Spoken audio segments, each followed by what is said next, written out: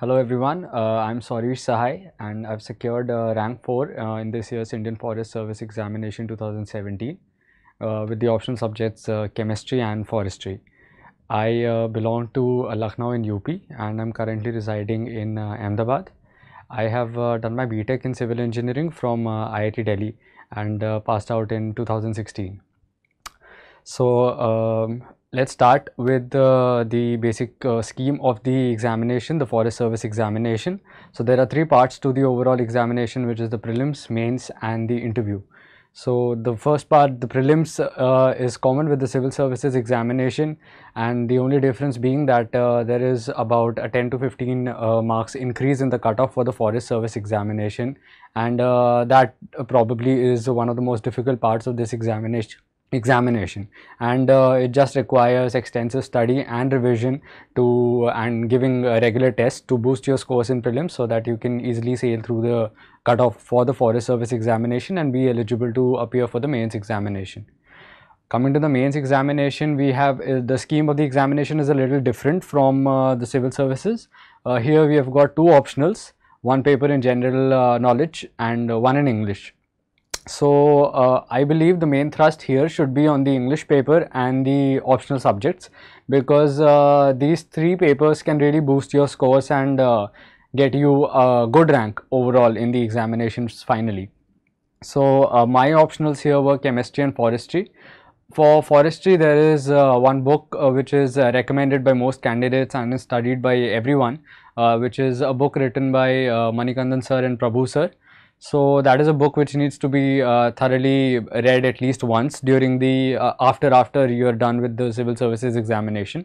And for a quick revision of the forestry optional, there are notes by Rishabh Gupta sir available on the internet. So those can serve as a very quick refresher and to have a good overview of the subject once you are done with the one reading of Manikandan sir and Prabhu sir's book. For chemistry, because this is an optional which was common with my civil services preparation, I did not prepare very thoroughly after my civil services for chemistry. It was just a mix of what I had already done previously and a very brief revision during the time during the time of the examination. So when we had about a 6 days gap between the papers. And for English, English again is a paper which which carries great weightage in the mains examination. It is worth 300 marks here, and it is a relatively easy paper to score. So just having a look at the previous year papers, I believe can help you to get a grip of the kind of questions that are asked in the examination, and the pattern has over the years remained pretty steady and constant here. So just look up the internet for some list of the adjectives and nouns if you want more practice apart from the question papers. Otherwise, solving the question papers for about 5 to 7 years would be a good strategy and can help you score really well in general English. And general knowledge again is somewhat similar to general studies in civil services. So all of the things that we might have studied during our GS preparations in civil services is more than sufficient for the general knowledge paper here in forestry. So we're done with the mains. So coming to the interview program. I had joined the interview guidance program by NextIAS for preparation of my personality test in the examination, and I had appeared for a mock interview over here, and which was a very enriching and very insightful experience, if I can say so.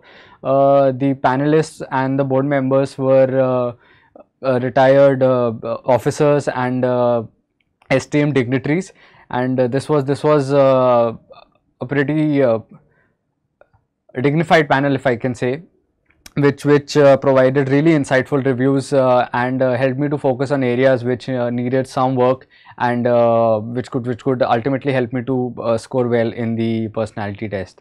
So the interview guidance program is something which I would highly recommend anybody who's preparing for the personality test, because it has indeed been an enriching experience over here at NextIAS. Finally, to end the video, a small message to all the candidates would be that you just need to keep at it. This exam is definitely a grueling one. The only thing that can sail you through these examinations is persistence and willpower, and always remember the motive that you decided to appear for this examination, so that that burning desire does not go off somewhere in the middle, and always you can always remain inspired and keep working at it, because if not today, it's going to happen someday. But that will only happen if you just keep going until you reach your goal. So thank you, and good luck to all the future candidates.